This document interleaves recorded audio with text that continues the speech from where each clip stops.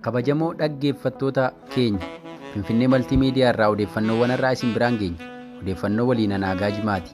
Mataawwan odeeffannoo har'aan UN ajjeechaa Oromiyaa keessatti raawwatamaa jiru balaaleffachuu isaa akkasuma dhaabbanni mirga namoomaaf falmu Amnesty International koomishiniin qorannoo walabaa haqa yeroo ce'umsaa Itoophiyaa keessaa yeroo turtiin isaa akka dheeratu gaafachuu kan jedhudha.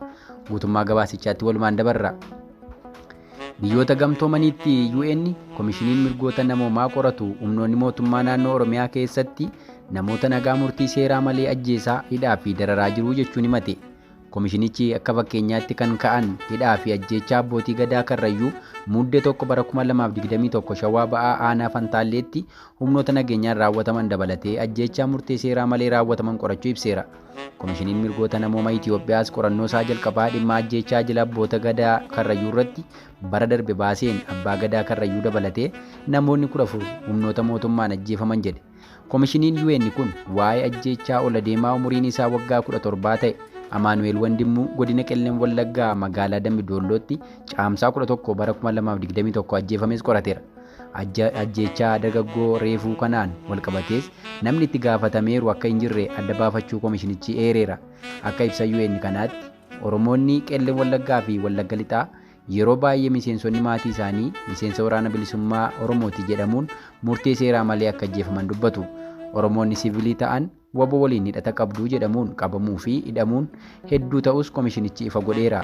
Harka koo duubatti na hidhanii kophee isaaniitiin ammoo mataa koorra na ajjetan, mataa koorra ejjetanii shanee waliin hidhata qabdaa naan jedhan.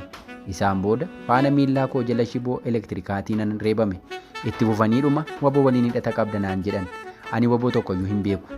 Oromiyaan bakki guddaan koomaandii poostii waraanaan kan bulu fakkaata kan jedhu koomishiniin UN kun haleellaa diroonii lixa Oromiyaa bakka garaagaraatti yeroo garaagaraatti raawwatamaa tures namoota nagaarraan rakkoo hamaa geessisaa akka ture qorateera. Oromiyaan lixaa ugguramee dhorkaan waan ka'ameef odeeffannoon akka hin jiraanne taasifameera jedha gabaasni kun.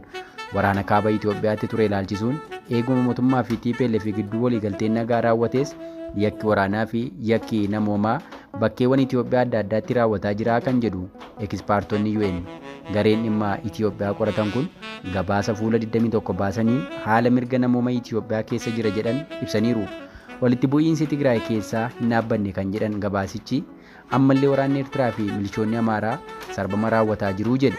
Gama kaaniin eeguma labsiin yeroo muddamaa naannoo Amaaraatti labsame sarbamii mirgaa dhangalmaa'u gabaasoti amansiisaa isaan bira gahu himan. Gabaasa isaanii kanarratti gama mootummaa Itoophiyaa wanti jedhame hin jiru. Mootummaan Itoophiyaa sarbama raawwatan qoratu hanqateera. Haqi ce'umsaa eegale hanqina qabaa jechuun qeeqa ekspertonni kunneen. Himannaa sarbama mirgaa Itoophiyaa keessa jiru akka qoratu gareen hundaa'e kana Itoophiyaan jalqabuma mormaa turte.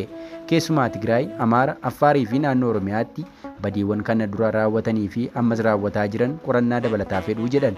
Akka UN kana dura ibsetti ergaa adoolessa keessa humnoota federaalaa fi hidhattoota faannoo gidduu walitti bu'iinsi eegalee lammiileen 180 ol lubbuu dhabaniiru. Badiiwwan naannolee afranitti raawwatan ajjeechaa jumlaa, gudeeddii, beela, dirqiin buqqaasuu fi adeemsa seeraa malee hidhamuu ta'uu gabaasicheera. Yeroon turtii isaa waggaa tokkoof erga dheeratee booda baatiiwwan muraasa booda xumurama ta'us dhaabbileen mirga namoomaa akka dheeratu gaafataa jiru.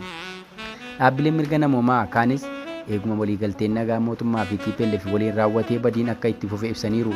Mootummaan Itoophiyaa badiiwwan yeroo waraana kaaba Itoophiyaa mudatan furuuf haqa yeroo ce'umsaa hojiirra oolchaa akka jiru ibseera. Haa ta'u malee lammiileen Itoophiyaa qorattoonni UN dubbisne jedhan jaarmiyaalee biyyattiirraa haqa arganna jedhanii akka hin amanne ibsan. Itoophiyaan waggoota muraasa darban walitti bu'iinsi itti hammaatteetti lammiileen hedduu lubbuu dhabaniiru, miliyoonaan kan lakkaa'aman buqqa'aniiru. Waliigalteen TPLF waliin irratti gahame nagaa fidus naannoo maraatti hidhattoota faannoo waliin walitti bu'iinsi haaraa mudateera. Naannoo Oromiyaa keessattis walitti bu'iinsi hidhattoota waboo waliin itti fufeera.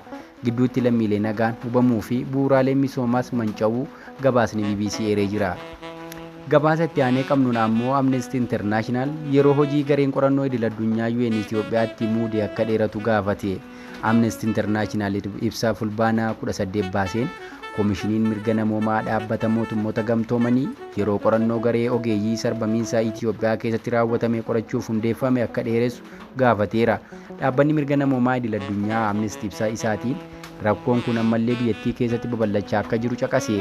biyyoonni miseensa mana maree mirga namoomaa dhaabbata mootummoota gamtoomanii yeroon hojii garee qorattoota idil-addunyaa dheeressuun xiyyeeffannoon idil-addunyaa biyyattiif akka kennamu gaafataniiru.